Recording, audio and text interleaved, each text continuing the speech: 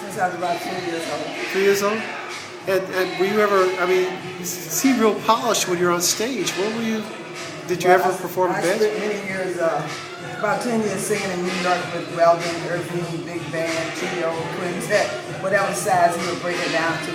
He eventually became Nina Simone's musical director. Right, right. And so he had an awesome band. He was he had perfect pitch. He was an awesome writer, conductor. And we knew each other since we were like 17 and 18 years old. We both went to Hampton Institute together. Oh, I see. Yeah, so I sang with him for quite a while, and then when I got married, my husband and I, we formed a duo, then that expanded to a trio, and then expanded to a five-piece band.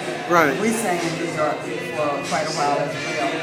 And Okay. I opened for a lot of very wonderfully famous jazz musicians such as McCoy Tyner, Russon Roland Kirk, Sun Ra, Betty Carter. Wow. Yeah, I sing jazz mostly and reggae music, spirituals.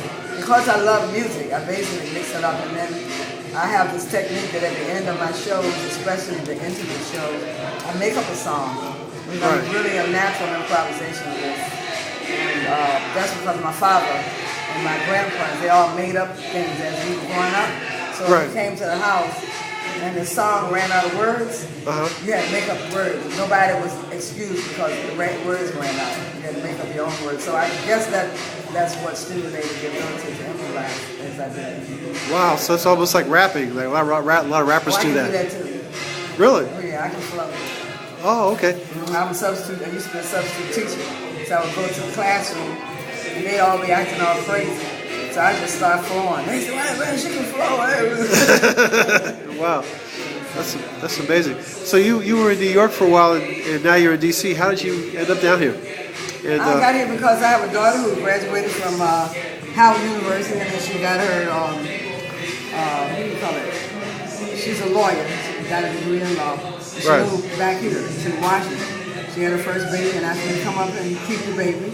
And it was because of her that I came here to the Blues Jam on Sunday. Right. And then he, kind of drafted you. yeah, he got me. Oh, okay.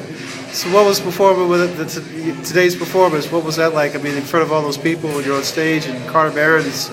Well, I performed at the Philharmonic. I performed at Carnegie Hall, so I love big audiences. The bigger the better. But Right. I love an intimate setting too. I don't care. Right. So it was great because the people were very receptive.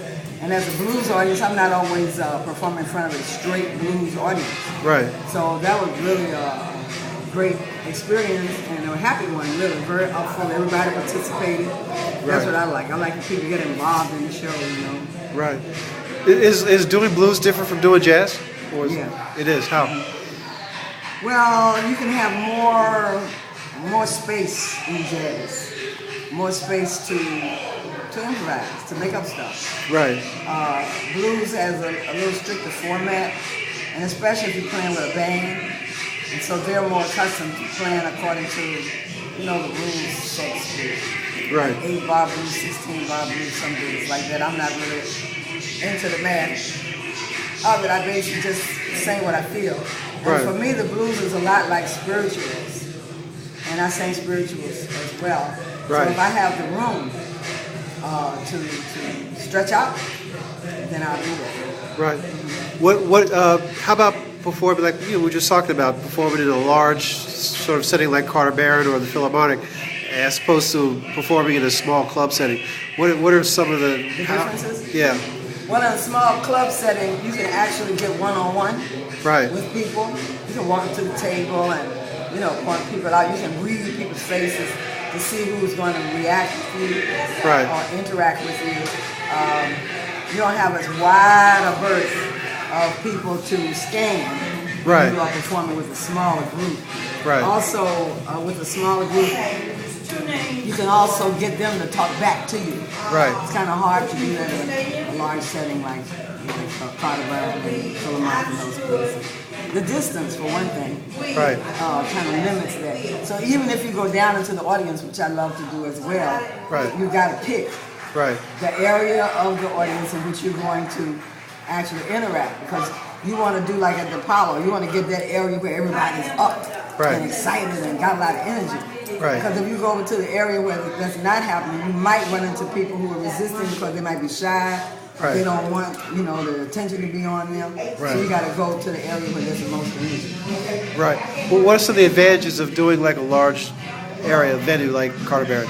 Because it sounds like so far what you said, all the advantages are the small ones. You get to interact with people more closely. The large place is the feeling, the energy. It feels big, and it makes you feel bigger, not on an egocentric way, but in a feeling of you can do more, you can expand yourself, you have a further reach. Right. You got to reach from the stage all the way back right. to the last person in the last row. Right. So you got to get bigger inside in your right. delivery, not louder. Right. There's a difference right. in your reach. And so the advantage is it really polishes you. Right. It makes you a better performer, I think, right. because now you got to release whatever inhibitions you might have left. Right. A lot of people don't know, like even Ella Fitzgerald was shy right. when she went on the stage, and once she got on the stage, she was fine. Yeah. So the further the audience is away from you, the longer you got to expand your energy and expand yourself to reach them. So I think the advantage is, how can I put it? It makes you like, I want to get big, I want to rock more, I want to just get all into it. Yeah. Like that kind of thing. I hear you. Yeah. Wow, that's amazing. Thanks. Let me ask you this. What does it take to be a good singer? I mean, how much of it is natural? How much of it is things you learn? Your training, Well, I think what it takes to be a good singer is to come from a family or a community where people sing. Right. And just sing because you love it, because there's something inside of you that you can't stop it. It's with you all the time, Right. Like Eric Gibbs said, you can't stop it. It's like a runaway train. It runs around your heart and jumps or moves through your brain. And music does that. I dream songs. I wake up and the whole song is there. Right. See, because I grew up in a musical family, so the music is in me. It's just in you. Right. To me, music is like what people call God.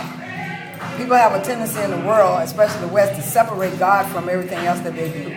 But God is with me 100% of the time. Whatever I do, that right. power and that energy, I carry it with me. Right. On the stage, people feel it. They may not know what it is, but they feel it. Like people came up to me today, they didn't say, wow, we really like your voice, you were awesome. They said, you're a blessing. We love you. Right. That's different. And that's what I would rather hear. Because that means that spirit in me reached them. That love that I have, it reached them. And that's what I want to do. I want to touch your heart. Right. That's amazing. Well, thanks, Miss Bey. Really appreciate talking to you. Enjoy talking to you. Thank you. Thanks.